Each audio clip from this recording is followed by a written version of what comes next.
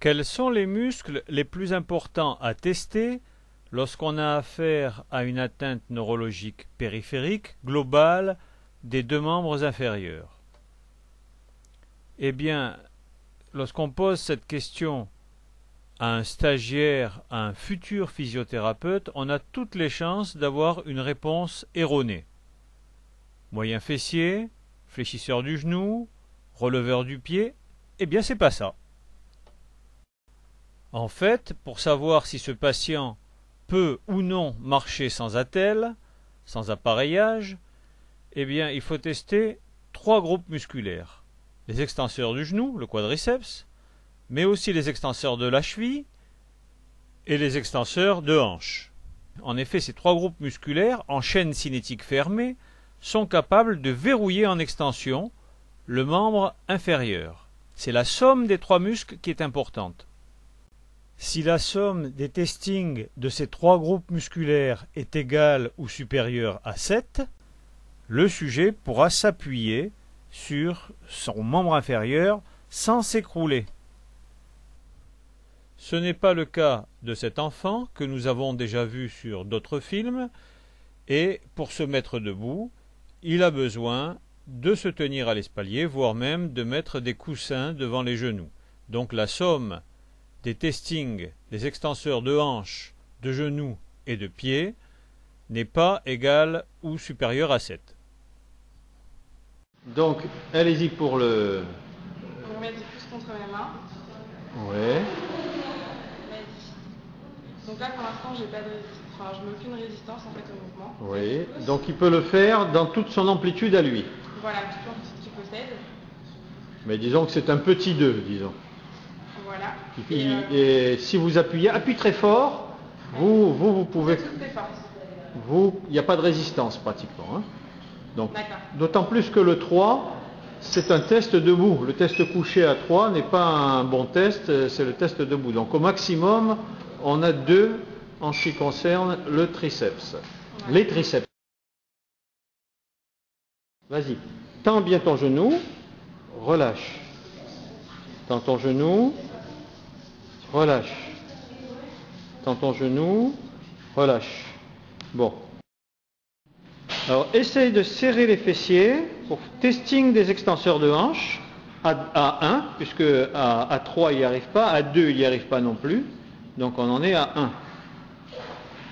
Et relâche maintenant. Vous sentez quelque chose? Pas grand-chose. On va recommencer, je pense. Allez-y encore. On contracte voilà, à fond, à fond. Là, vous le sentez. Ouais. Et on relâche. Donc, allez-y encore. Et on relâche. Essayez de lever la jambe vers le plafond, la jambe droite. Et la gauche maintenant.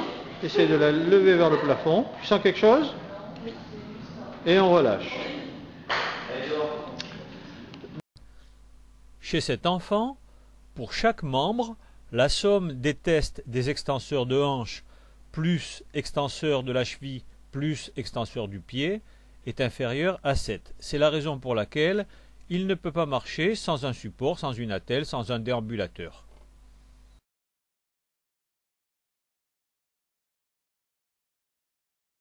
C'est à cause du déficit de ces trois groupes musculaires que l'enfant est au fauteuil. Donc c'est pour ça qu'il est important de les tester au début. Bien sûr, il faudra tester les autres groupes musculaires. Nous allons voir quelques exemples.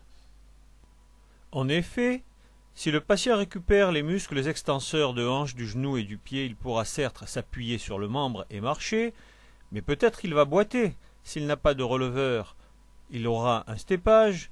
S'il n'a pas de muscle abducteur de hanche, il aura une boiterie de Duchenne-Trendelenburg, etc. Donc tous les muscles méritent d'être testés. Alors recherche du tibial antérieur pour voir s'il est vraiment à 0. Contracte. On palpe et on relâche. Contracte, reste en l'air et on relâche. Donc là, il ne saille pas dans cette position-là. Contracte et relâche. Bon, enlève tes doigts qu'on puisse voir. Contracte, essaye de rester ici. Vous voyez, on ne le voit pas saillir du tout. Alors qu'on voit saillir quand même les tendons des extenseurs des orteils. Donc sa flexion dorsale il ne l'a fait qu'avec les extenseurs des orteils et non pas avec le tibial antérieur. C'est ce qui est remarquable dans son testing. Vas-y, on le refait. Contracte bien, remonte. Donc, testing des fléchisseurs du genou à 2. On essaye, allez, de plier. Plie le genou, essaye de plier au maximum. Encore, sans bouger la hanche. Sans trop bouger la hanche. Parce qu'en bougeant la hanche, c'est de la tricherie. On remet un peu plus. Voilà. Tu essayes de tenir. Tu tiens aussi ici. Voilà, pour éviter la compensation. Vas-y. Donc, on voit qu'il y arrive. Vas-y encore. Malgré les forces de frottement de la table. Essaye de plier. Et oui, beaucoup moins. On évite ainsi la compensation liée à la contraction des muscles de la hanche. Là, ça paraît beaucoup plus difficile. On voit qu'il n'est pas à 2. Hein. Donc là aussi, c'est un 1 sans doute un peu renforcé. Vas-y, fais-le comme tu peux, là, pour plier. Voilà, comme tu faisais tout à l'heure. Voilà la compensation par les muscles de la hanche. Une légère surélévation du pied par rapport au genou entraîne une flexion du genou liée à la pesanteur. Voilà. Essaie de rester. Hop, reste. Voilà, quelques secondes, il arrive à freiner la chute. Vas-y, reste. On refait. Relâche-toi complètement. Ouais, pas mal. Relâche-toi complètement. Et elle va te lâcher d'un coup. Attention, tu vas tenir. Hop. Voilà, très bien. Encore un coup. Allez-y. Relâche-toi. Attention, je lâche. Testing des fléchisseurs de hanche, donc. Voilà. Avec le genou droit. Oh, très très bien. Voilà, très très bien. Un tout petit peu plus en avant, peut-être, parce qu'il est gêné par le bord de la table. Hein? Voilà, avance un peu. Vas-y, refais-le maintenant. Ouais, plus facile. Très bien. L'autre côté, tant qu'on y est. Ouais, très bien. Voilà, le testing à 3. En général, un testing commence par la cotation 3. Si c'est trop facile, eh bien, on passe à une cotation supérieure. Et si c'est trop difficile, on passe à une cotation inférieure. Donc là maintenant, on va essayer avec une résistance et voir ce que ça donne. Vas-y, tu montes. C'est possible de mettre une résistance? Oui. 1 ou 2 kilos? Ouais. Oh, c'est peut-être un petit 4 donc. Hein? Oui. Dans toute l'amplitude ou pas? Non. Vas-y. Ah, ouais, vraiment un tout petit 4 alors.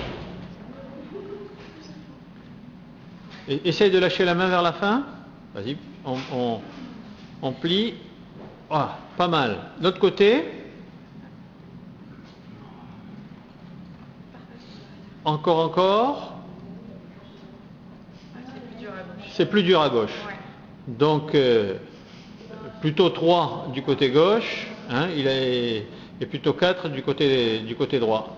À gauche, la résistance, elle est presque inexistante. Vous l'évaluez à combien? 1-2 kilos? À peine. À peine, même pas. Quelques grammes. Voilà. Donc, c'est pratiquement un 3. En conclusion, on peut dire que avec un tel testing, cet enfant est tout de même capable de se déplacer assez facilement à 4 pattes, comme le montre cette vidéo.